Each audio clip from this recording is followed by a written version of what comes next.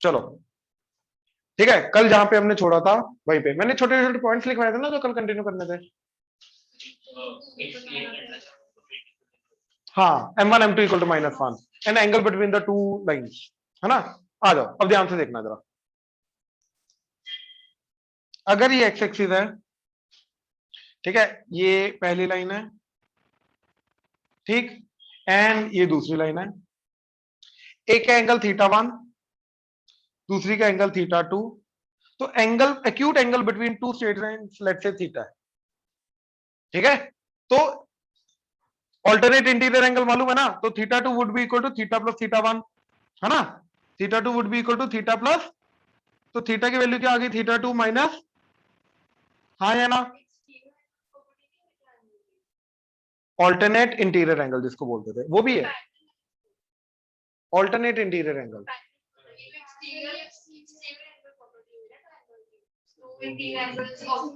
Exterior angle property है। चलो मे भी मैं कंफ्यूज कर गया, आई एम सॉरी। आ जाओ, मे भी मैं नाम गलत बोल गया, ठीक है। मेरे को लग रहा अभी भी ऑल्टरनेट इंटीरियर, फिर ऑल्टरनेट इंटीरियर ही था। चलो ठीक है ठीक है ठीक है ठीक है, जो भी था आ जाओ प्लीज। तो ये जो थीटा है that is the difference of these two thetas, ये पता चल गया। अब हमें पता नहीं कौन सा बड़ा है कौन सा छोटा है, राइट, तो बड़ा माइनस छोटा करना है, बस ये पता है हमें। दैट मींस इसका मोड करना है, ठीक है ना। एक्यूट एंगल लेके जाना है, कहने का मतलब ये चीज है यहाँ पे, है ना। क्योंकि एक्यूट एंगल, देखो दो लाइंस के बीच में हमेशा एक एक्यूट बनेगा और एक ऑब्ट्यूज बनेगा, हाँ या ना। तो एक्यूट एंगल जो है, राइट, 0 से 90 डिग्री लाई करेगा, तो उसका tan जो होगा वो पॉजिटिव होगा, हाँ या ना, राइट। अब मैंने क्या किया, इधर tan कर दिया, तो tan theta would be tan of this, so that is tan θ2 minus θ1, so that is tan θ2 minus tan θ1 over 1 minus tan θ2 tan θ1, right. अब ये क्यों किया, क्योंकि अगर पहली वाली लाइन का एंगल θ1 है तो इसका स्लोप क्या होगा, m1 tan θ1, और दूसरी वाली लाइन का अगर एंगल θ2 है तो इस लाइन का स्लोप क्या होगा, m2 tan θ2। तो यहां पे क्या आ जाएगा, m2 minus m1 over 1, sorry ये प्लस आएगा, 1 प्लस m1 m2। अब ये जो वैल्यू है ये पॉजिटिव नेगेटिव कुछ भी हो सकती है, लेकिन हमें क्या चाहिए, एक्यूट एंगल, और एक्यूट एंगल के लिए tan थीटा क्या होगा, पॉजिटिव। तो हम इसको जबरदस्ती मोड करके पॉजिटिव करेंगे ताकि हमें यहां से क्या मिले, सिर्फ और सिर्फ एक्यूट एंगल। तो this gives us the tan theta mode of m1 minus m2 या m2 माइनस m1 कर लो, मोड है फर्क नहीं पड़ता, 1 plus m1 m2। This gives us the angle between the two straight lines जिनका स्लोप क्या है, m1 एंड m2। दो लाइंस के बीच का एक्यूट एंगल जिनका दोनों लाइंस का स्लोप किससे दिया जाता है, m1 m2 से। क्लियर हुआ, श्योर। दो लाइंस जिनकी स्लोप m1 m2 है, उन दोनों लाइंस के बीच का एक्यूट एंगल किससे दिया जाएगा, इससे। डेरिवेशन पूरा का पूरा बताया, राइट। नाउ सेकंड, इसी के थ्रू देखो, इफ लाइंस आर पैरेलल, तो दो पैरेलल लाइंस के बीच में एंगल क्या होता है, कल बताया था 0 डिग्री, राइट। तो थीटा 0 आ जाएगा, तो इधर थीटा 0 मतलब tan 0, तो tan 0 is that is equal to mod of m1 minus m2 over 1 plus m1 m2। तो कोई भी चीज अगर 0 है तो ऑब्वियसली उसका न्यूमरेटर 0 होगा यार, क्योंकि डिनोमिनेटर में क्रॉस मल्टीप्लाई कर सकते हैं। तो न्यूमरेटर 0 मतलब m1 minus m2 equal to 0 होगा, तो that means m1 equal to, ये तो कल भी बताया था, पैरेलल लाइंस का स्लोप सेम होता है, राइट। तो यहां पे हमने क्या चीज की, दो लाइंस पैरेलल हैं, एक का स्लोप m1 दूसरे का स्लोप m2, राइट। तो उनके स्लोप्स के बीच में रिलेशन निकाल रहे हैं। तो मैंने इस कंडीशन के अंदर डाल दिया थीटा 0, क्योंकि पैरेलल लाइंस का एंगल क्या होगा, पैरेलल लाइंस के इन बिटवीन एंगल क्या होगा, 0। 0 डाल दिया, तो उनका m1 m2 का रिलेशन क्या है, m1 इक्वल टू m2, मतलब दो पैरेलल लाइंस का स्लोप क्या होगा, बराबर। Now second case, if lines are perpendicular, तो भैया लाइंस अगर परपेंडिकुलर हैं तो दोनों लाइंस के बीच में एंगल क्या होगा, 90। तो यहां पे थीटा को क्या पुट करेंगे, तो tan 90 is that is m1 minus m2 over 1 plus m1 m2 का मोड। तो कोई चीज नॉट डिफाइन कब होती है, जब डिनोमिनेटर 0 होता है। तो 1 plus m1 m2 is equal to 0, तो m1 m2 इक्वल टू, तो अगर दो लाइंस परपेंडिकुलर है तो दोनों लाइंस के स्लोप का प्रोडक्ट क्या होगा, -1। क्लियर हुआ। एक और तरीका है इसको निकालने का, अभी रुक जाओ, एक और तरीका इसको निकालने का, देखो ये एक्स एक्सिस, ये 90, ठीक है। एक एंगल θ1, तो ये एंगल θ2। अब देखो θ2 क्या जाएगा 90 प्लस, तो मैंने क्या किया tan ले लिया, तो tan θ2 is tan 90 plus θ1, that is tan θ2, तो दूसरी वाली लाइन θ2 एंगल वाली लाइन का स्लोप हो जाएगा tan θ2, तो ये आ गया m2। No tan 90 plus theta क्या होता है 90 vertical angle minus cot, second quadrant minus cot, तो माइनस कॉट θ1 और -1 बाय tan θ1, तो यानी कि -1 बाय m1, तो m2 equal to -1 bye m1, तो मेरा क्या बना m1 m2 इक्वल टू, इसको क्रॉस मल्टीप्लाई कर दो, तो यहां से भी आ गया। तो there are two ways to get the m1 m2 equal to -1।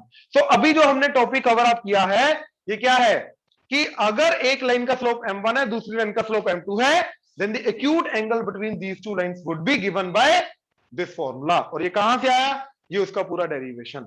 And इसी का एक सब केस था, सब सेट था कि अगर दो लाइंस परपेंडिकुलर हो जाएं तो उन दोनों की स्लोप का प्रोडक्ट क्या होता है माइनस। वो कहां से आया, वो यहां से आया और यहां से आया। एंड अगर दो लाइंस पैरेलल हैं तो उन दोनों लाइंस का स्लोप क्या होगा बराबर। जो कलम ने किया तो वो इधर से भी आ गया। अब बताओ कोई डाउट, एक एक सेकंड को मैं डाउट लेता हूं। बाकी नोट करो प्लीज, आ जाओ बाकी नोट करो, शाबाश। Heading angle between two lines with slope m1 and m2, पहले हेडिंग लिख लो। Angle between acute angle, sorry acute angle between two lines, acute angle between two lines with slope m1 and m2, acute angle between two lines with slope m1 and m2,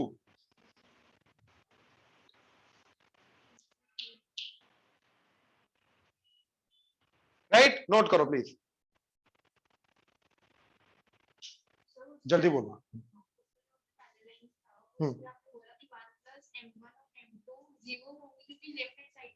नहीं, मैंने बोला कि इसको cross multiply करेंगे तो 0 into जो करोगे वो 0 हो जाएगा। किसका, हाँ ऑब्वियसली इसका कुछ ना कुछ तो वैल्यू होगा। डिनोमिनेटर 0 होगा क्योंकि ये चीज नॉट डिफाइन सिर्फ एक ही केस में जा सकती है जब डिनोमिनेटर 0 होगा, और कोई कंडीशन ही नहीं बनेगी इसकी, ये चीज। चलो शाबाश करो नोट। अब ये इस कंसेप्ट का एग्जांपल देखना जरा।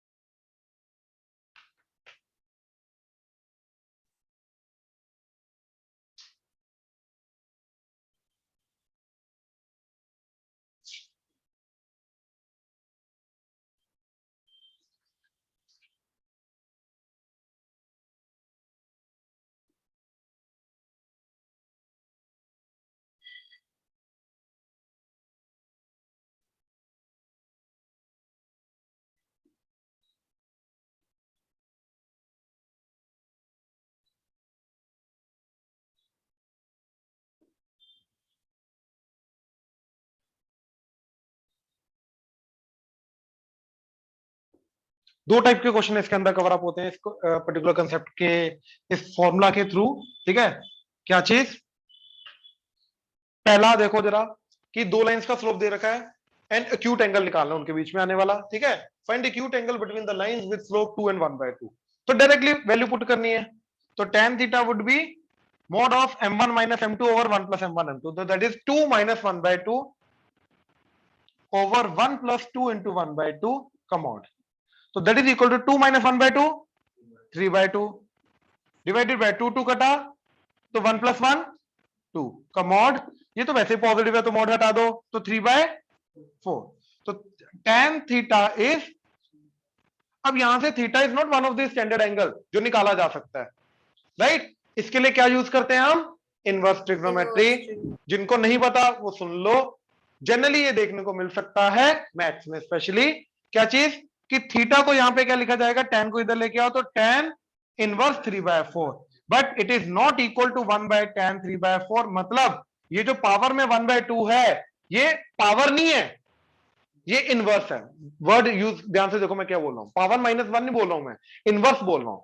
तो ये वन रेसिप्रोकल नहीं होता, याद रखना, ये रिप्रेजेंटेशन है, दैट्स इट। ये एंगल को रिप्रेजेंट करता है। मतलब अगर यहां से थीटा निकालना होता है तो मैं tan को tan इनवर्स लिखूंगा। सिमिलरली अगर मेरा साइन थीटा 1/4 आ रहा है, मेरे को नहीं पता कौन से एंगल पे 1/4 होता है, तो थीटा क्या लिखूंगा मैं, साइन इनवर्स 1/4 जो भी आ रहा है, राइट। ये हमारा एंगल बन जाएगा। इस तरीके से लिखने का तरीका है, उन एंगल्स को रिप्रेजेंट करने का तरीका है जिनकी स्टैंडर्ड वैल्यू डिफाइन नहीं की जा सकती, पता ही नहीं है। ठीक है, सेकंड क्वेश्चन बहुत पे 37 डिग्री नहीं होता 3/4। मैथ्स में हम ये 37 जो 53 है इनको यूज नहीं करते, हम इसको एज इट इज लिखेंगे, 3/4 को 3/4 ही लिखेंगे। आ जाओ, ये शायद फिजिक्स में तुम्हारे यूज होता है, मैथ्स में यूज होता है, मैथ्स में नहीं। मैथ्स में अगेन चीज याद रखो, जिस चीज की वैल्यू नहीं है, राइट, उसको एज इट इज लिखेंगे, that's it, as it is represent करेंगे। Now find slope of the line which makes an angle 45 degree with the line whose slope is 3। मतलब एक लाइन की स्लोप है 3, अब इस लाइन के साथ जो लाइन 45 डिग्री एंगल बनाएगी उस लाइन का स्लोप हमें निकालना है, राइट। अब देखो जरा, तो एक लाइन का स्लोप क्या है 3, दूसरी लाइन का स्लोप ले लो लेट्स से m, तो इन दोनों के बीच का एंगल क्या होगा 45 डिग्री। इन दोनों के बीच का थीटा क्या है 45 डिग्री। आई होप क्लियर हुआ। तो इसके अंदर फॉर्मूला पे पुट कर देंगे, थीटा पुट करूंगा, m1 पुट करूंगा, m2 निकाल लूंगा, बात खत्म। समझ आया।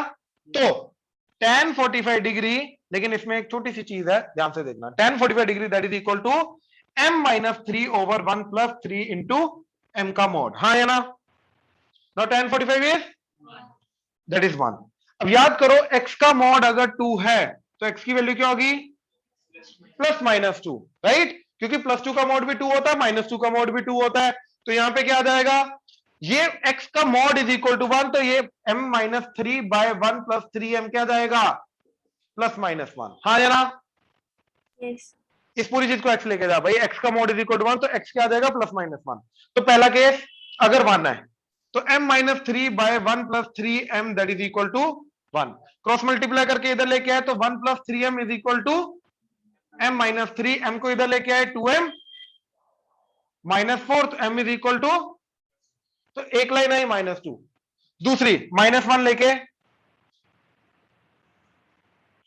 -1 is equal to m-3 divided by 1 + 3m, तो क्रॉस मल्टीप्लाई करके -1 - 3m that is equal to m-3, तो ये उधर गया 4m, माइनस से कितना है 3, 3 - 1, तो m की वैल्यू। तो पहली बात तो ये सोचो कि भैया दो लाइंस क्यों मिली हमें, ये इसके कहने का मतलब क्या है, देयर एग्जिस्ट टू लाइंस जिसमें से एक का स्लोप है -2, दूसरी का स्लोप है हाफ। ये वो दो लाइंस का स्लोप है जो गिवन लाइन, जो गिवन स्लोप जो है 3 वाली जो लाइन बनेगी, स्लोप 3 वाली जो लाइन बनेगी, इसके साथ क्या एंगल बनाएगी 45 डिग्री। तो भैया दो क्यों बनी, एक इधर का मतलब है नहीं, बिल्कुल नहीं, क्लॉकवाइज एंटी क्लॉकवाइज। अच्छा नेगेटिव पॉजिटिव ही हो गया, बिल्कुल पंदे। देखो ये अगर लाइन है जिसकी स्लोप 3 है तो इसके साथ 45 डिग्री एक इस तरफ बनेगा एंटी क्लॉकवाइज, राइट, और एक बनेगा क्लॉकवाइज, तो इन दोनों का स्लोप है ये। अच्छा एक बात सोचो, एक अगर एंटी क्लॉकवाइज 45 डिग्री बना रही है और एक क्लॉकवाइज बना रही है 45 डिग्री, ठीक है, ध्यान से देखना, ये 45 डिग्री ठीक, एक और पेन दो जल्दी जल्दी जल्दी, देखो एक इधर 45 डिग्री, हाँ या ना, तो इनका आपस में एंगल क्या होगा, तो इन दोनों की स्लोप का प्रोडक्ट क्या होना चाहिए -1। तो हाफ एंड -2 -1।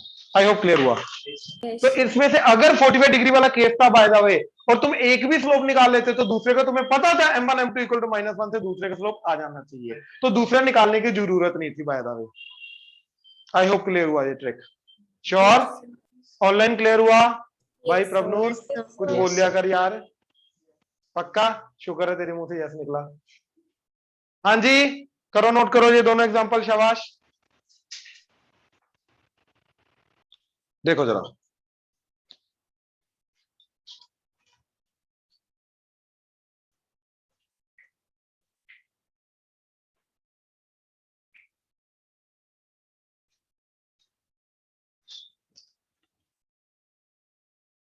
देख लो अभी भी किसी का बचा है, तो अब तो वैसे कुछ हो नहीं सकता। चलो आगे देखो, now will start with the straight line. 5 दिन बाद, कोऑर्डिनेट ज्योमेट्री स्टार्ट करने के 5 दिन बाद जाके स्ट्रेट लाइन स्टार्ट हो रही है हमारी। अभी तक बेस बना है हमारा सारा, ठीक है। नाउ फर्स्ट, बहुत सारी तरीके होते हैं स्ट्रेट लाइन को निकालने के। ये डिपेंड करता है कि क्वेश्चन में क्या गिवन है, मतलब क्वेश्चन छोड़ो, सिचुएशन में क्या गिवन है, तो वो गिवन सिचुएशन के थ्रू हम स्ट्रेट लाइन को कैसे निकाल सकते हैं। तो डिफरेंट डिफरेंट अलग अलग चीजें गिवन होंगी, तो अलग अलग तरीकों से स्ट्रेट लाइन निकलती है। सबसे पहली कंडीशन क्या गिवन हो सकती है हमें? पॉइंट स्लोप, इसको बोलते हैं point slope form. And this is the most basic form, मतलब इसके बाद जितनी भी फॉर्म्स आएंगी उन सारी फॉर्म्स को भी हम इसी के थ्रू निकालेंगे। यानी कि दिस इज, एक्चुअली देखा है, this is the only form. बाकी सारी की सारी फॉर्म इसी के ऊपर टिकी हुई है। बात समझे? अब ये क्या है, करें, स्टार्ट करें, प्लीज फोकस इधर। It's a straight line, please देखो। इसका मतलब ये है कि एक स्ट्रेट लाइन जो एक पर्टिकुलर पॉइंट से पास हो रही है, x1 y1, तो वो हमें पॉइंट गिवन है, प्लस वो लाइन का स्लोप हमें गिवन है, यानी कि उस लाइन की डायरेक्शन हमें गिवन है। तो एक पॉइंट गिवन है 2D में, और उस पॉइंट से उसकी डायरेक्शन गिवन है, तो स्लोप ऑब्वियसली स्ट्रेट लाइन की हो जाएगी, फिक्स हो जाएगी। तो एक फिक्स स्ट्रेट लाइन की एक फिक्स इक्वेशन निकाली जा सकती है। वो इक्वेशन क्या होगी, हमें उसके ऊपर काम करना है। तो ध्यान से देखो जरा, मान लो ये वो स्ट्रेट लाइन है जो किस पॉइंट से पास कर रही है, x1 y1, एंड इसका ये जो tan थीटा है वो क्या है, m। ये गिवन आपने को, ये दोनों गिवन है, क्या क्या, x1 y1 and m। Now इस स्ट्रेट लाइन के ऊपर कितने पॉइंट्स आ रहे हैं, इनफाइनाइट, ऑब्वियसली इनफाइनाइट पॉइंट्स हैं। अब वो सारे के सारे इनफाइनाइट पॉइंट्स को मैं किससे रिप्रेजेंट करूंगा, इन जनरल x, y। बहुत सारी जब चीजें होती हैं उन सबको इन जनरल वेरिएबल से रिप्रेजेंट करेंगे ना भाई इधर, तो x, y। लेकिन ये वाले x, y जितने भी पॉइंट्स आएंगे वो एक पर्टिकुलर कंडीशन को फॉलो करेंगे। कौन सी कंडीशन, स्ट्रेट लाइन की कंडीशन, राइट। अब वो क्या कंडीशन होगी, ध्यान से देखो, जो मर्जी x, y हो जाए, एट एनी मूवमेंट इस x, y का इस x1 y1 के साथ जो राइट एंगल ट्रायंगल बनेगा, x, y यहां हो जाए, ये वाला पॉइंट हो जाए, ये वाला पॉइंट हो जाए, ये वाला हो जाए, ये वाला हो जाए, ये वाला हो जाए, ये वाला हो जाए, फर्क नहीं पड़ता, हमेशा x, y का x1 y1 के साथ राइट एंगल ट्रायंगल बनेगा। और वो राइट एंगल ट्रायंगल का ये वाला एंगल क्या होगा, थीटा, राइट। एंड इसकी हाइट क्या होगी, y माइनस, एंड बेस क्या होगा, तो y minus y1 by x minus x1 हमेशा क्या आएगा, tan theta, and tan theta is nothing but slope, that is nothing but m। So this is nothing but the equation of straight line। ये y minus y1 आज के बाद रट लो, ये derive कहां से हुआ ये मैंने बता दिया, एक सेकंड रुक जाओ अभी। y minus y1 by x minus x1 that is equal to m। ये by the way delta y by delta x ही है, ये वही है delta y by delta x, लेकिन इसमें एक y क्या है, वेरिएबल एक है, कांस्टेंट है, वही चीज delta y by delta x। So y minus y1 by x minus x1 equal to m, y minus y1 by x minus x1 equal to m। रट लो इस चीज को, डिराइव कहां से हुआ वो मैंने बता दिया, वो सिंपल सी चीज थी। Bye the way now example,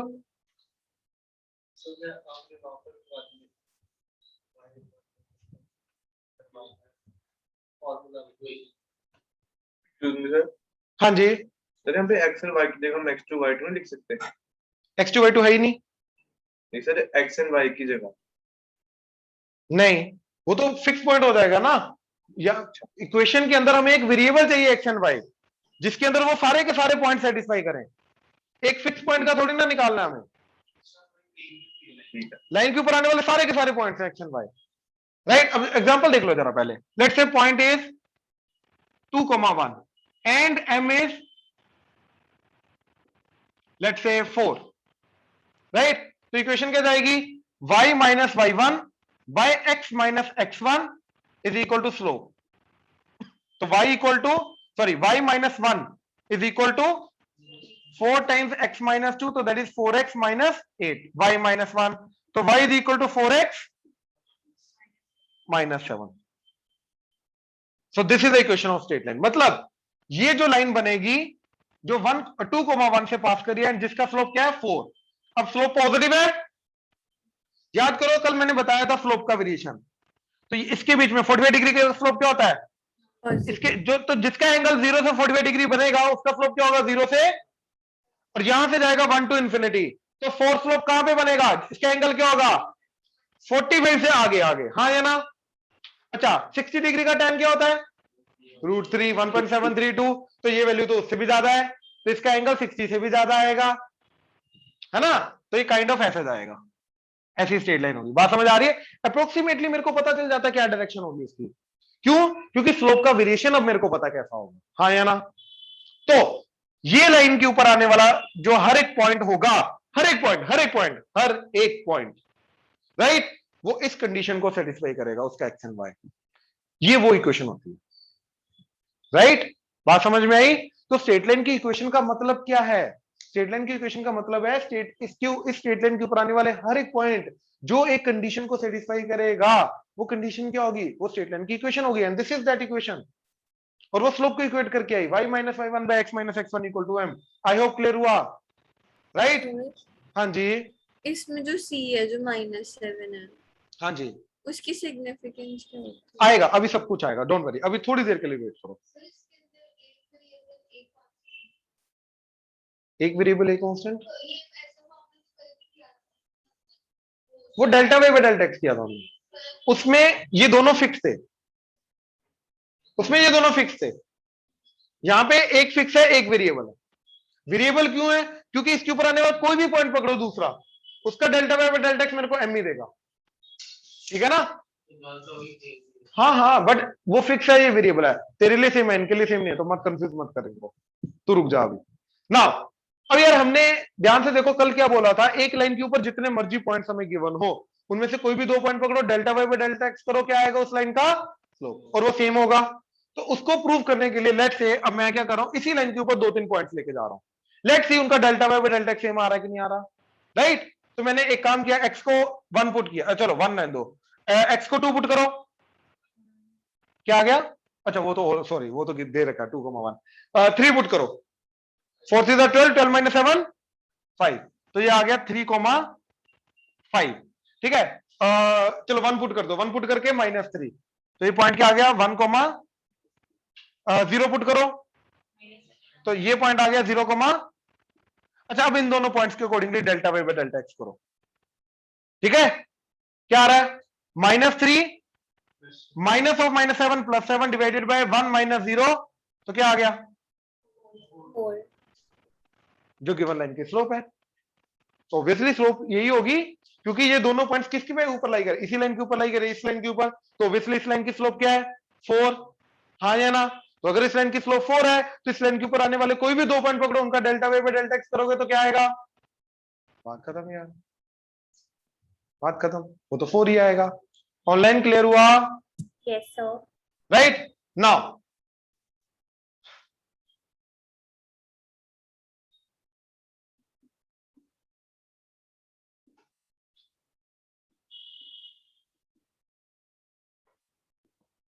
ध्यान से देखना.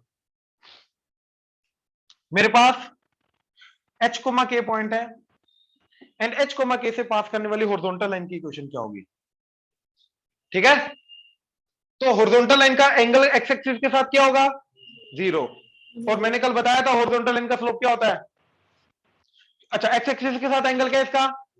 तो tan 0. तो इसका स्लोप क्या जाएगा?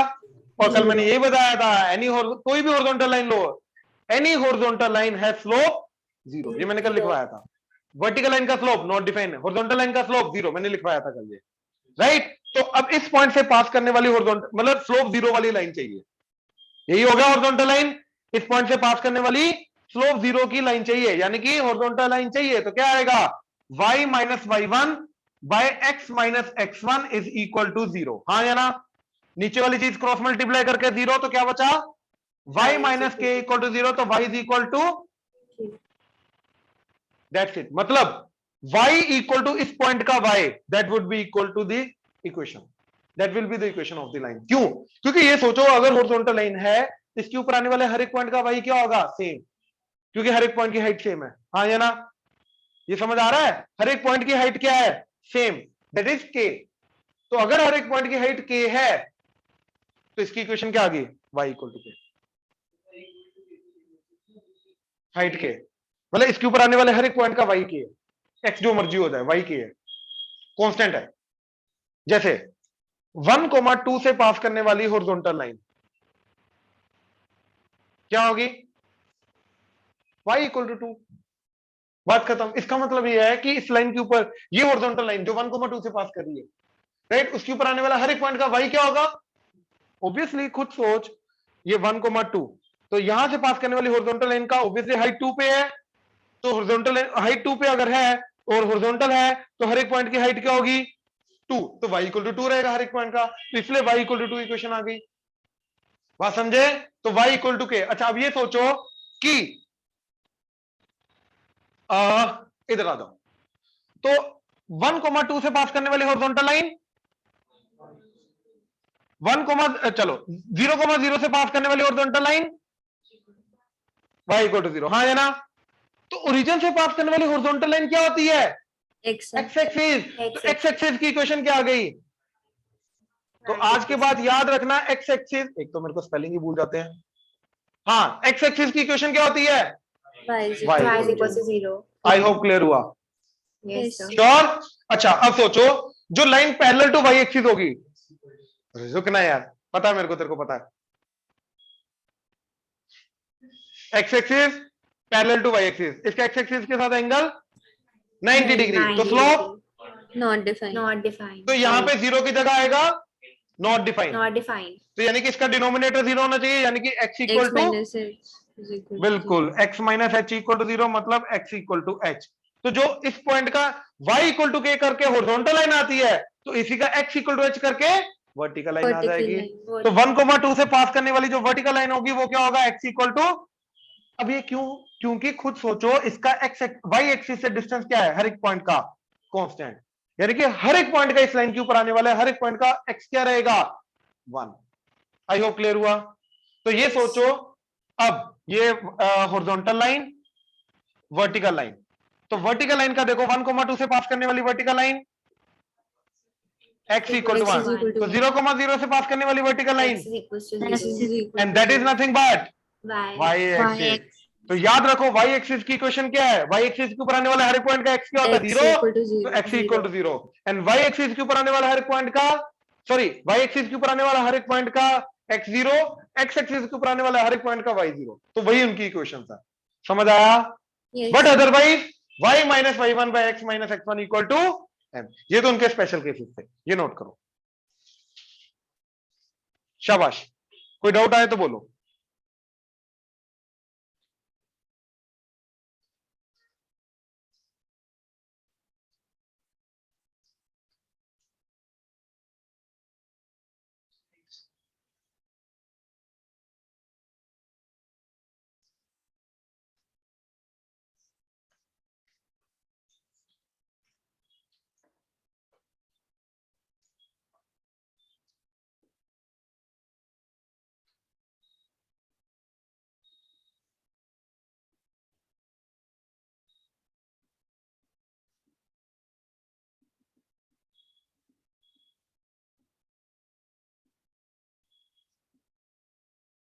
चलें? राइट? Yes। हाँ ये लोकस ही तो है, ये वही लोकस ही है, ठीक है ना? Locus of the point, condition तो सुन लो, locus of the point which passes through 2,1 and whose angle of the line joining that particular point with 2,1 is always tan theta equal to 4, मतलब which always follow the straight line path यार, whose slope is 4, कहने का मतलब ये है। अरे everything is locus, everything is locus, condition के ऊपर डिपेंड करता है। अब ध्यान से देखो, लोकस क्या था? मूविंग पॉइंट अंडर कंडीशन, तो ये भी तो अंडर कंडीशन मूव कर रहा है कि 2,1 से पास करेगा एंड जिसका स्लोप क्या होगा फिक्स 4, जो भी है ना।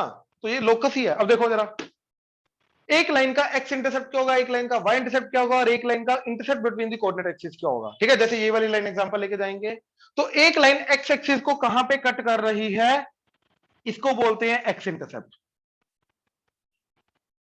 ये नेगेटिव पॉजिटिव कुछ भी हो सकता है। अगर नेगेटिव है तो एक्स इंटरसेप्ट, तो लाइन इधर आ जाएगी ऐसे करके। अगर पॉजिटिव है तो इधर वाई इंटरसेप्ट ये, and this is intercept between coordinate axis. ठीक है, अब जैसे ये, अब मेरे को ये देखना कि ये लाइन का एक्स इंटरसेप्ट क्या है, कि एक्स एक्सिस को कहां पे कट करके जा रही है। तो मेरे को मालूम है एक्स एक्सिस, जो भी पॉइंट इसका होगा जो एक्स एक्सिस के ऊपर लाई करेगा उस पे वाई क्या होगा, तो मैंने क्या किया, इधर वाई को 0 पुट कर दिया, तो क्या बन गया 0 इक्वल टू 4x माइनस 7, 7 इधर आया 4x, तो x इक्वल टू, यानी कि ये वाली जो पर्टिकुलर लाइन है ये एक्स एक्सिस को 7/4, 0 पे कट करके जा रही है, यानी कि इसका x intercept is 7/4। I hope clear हुआ, राइट। नाउ वाई इंटरसेप्ट, तो वाई इंटरसेप्ट होगा जहां पे वो वाई एक्सिस को कट करके जाएगा, वहां पे एक्स क्या होगा 0, तो इसका एक्स को 0 पुट कर दिया, एक्स 0 पुट करके क्या, y is equal to -1. तो ये बन गया मेरा वाई इंटरसेप्ट विद साइन। ठीक है ना, intercept is always with sign. तो वाई इंटरसेप्ट क्या आ गया -7, तो ये पॉइंट क्या आ गया 0, तो इन दोनों को ज्वाइन करो, ये लाइन की बात होती है ये, राइट। अब इसका ये वाला जो पोर्शन होगा this is called intercept between the coordinate axis.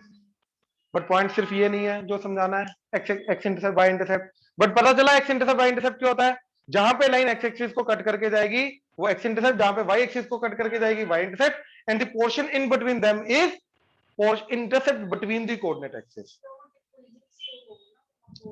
नहीं, ये ऊपर की तरफ जा रहा है ना, उतना पोर्शन नीचे को, इधर से देखोगे तो ऊपर को भी तो है। ठीक है, मतलब हुआ आप इधर खड़े हो, इधर खड़े हो, मैं इधर हूं, मैं पॉजिटिव हूं, आप जहां मर्जी हो, अच्छा बीच में खड़े हो तो पॉजिटिव दोनों। अरे वाह बाबा, एक्स के बढ़ने पे वाई को देखा जाता है, एक्स इधर जाता है, बढ़ता है इधर जाके, तो इधर जाने पे वाई बढ़ रहा है या नीचे की तरफ जा रहा है उसको देखते हैं इंक्रीजिंग डिक्रीजिंग। तो ये हमेशा ऊपर की तरफ जा रहा है, इस तरफ देखेंगे, बात सुनिए, राइट। अब देखो जरा,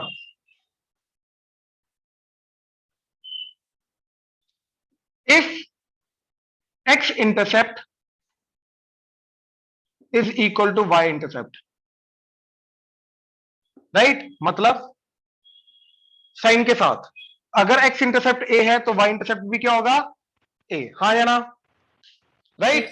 तो ये अगर पॉइंट है मेरा a, 0, तो ये पॉइंट क्या होगा 0, तो इस लाइन का स्लोप क्या रहेगा a माइनस 0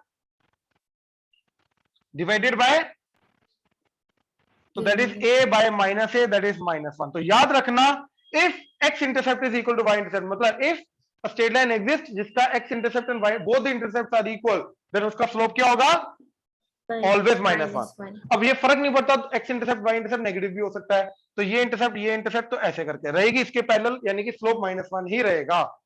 तो अगर इंटरसेप्ट इक्वल है तो वो स्लोप क्या रहेगा -1। But second condition, if length of intercept is equal,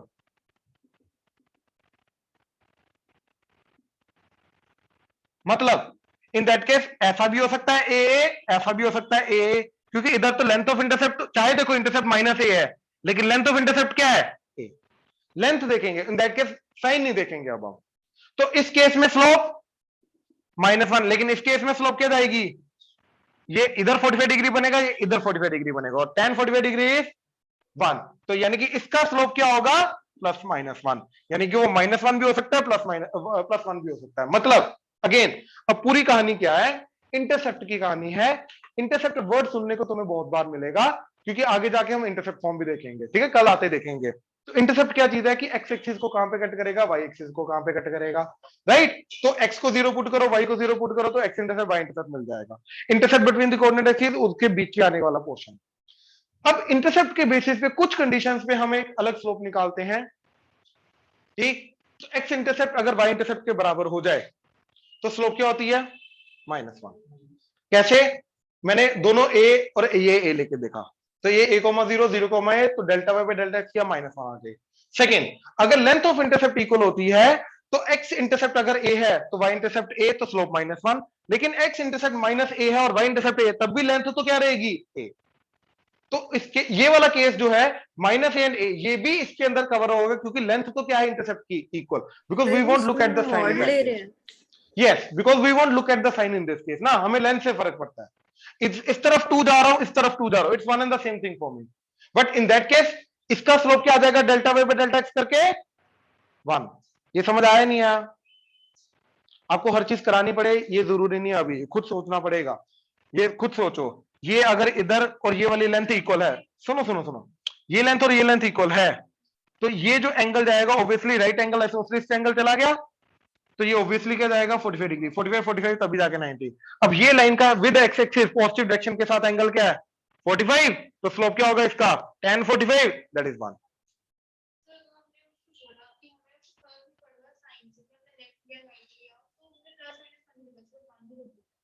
नहीं, नेगेटिव मान भी तो कवर अप हो रहा है ना, ये भी तो इसके अंदर आ रहा है ना, क्योंकि इसके अंदर भी तो इंटरसेप्ट इक्वल है ना। जो लाइन बेसिकली मैं बोल रहा हूं, ये वाली लाइन एंड ये वाली लाइन, दोनों केसेस इसके अंदर कवर अप होंगे ना, क्योंकि इस केस में लेंथ ऑफ इंटरसेप्ट इक्वल है, इस केस में भी इक्वल है, तो दोनों कवर अप होने चाहिए ना। तो दो केसेस आएंगे, +1 वाला भी -1 वाला भी।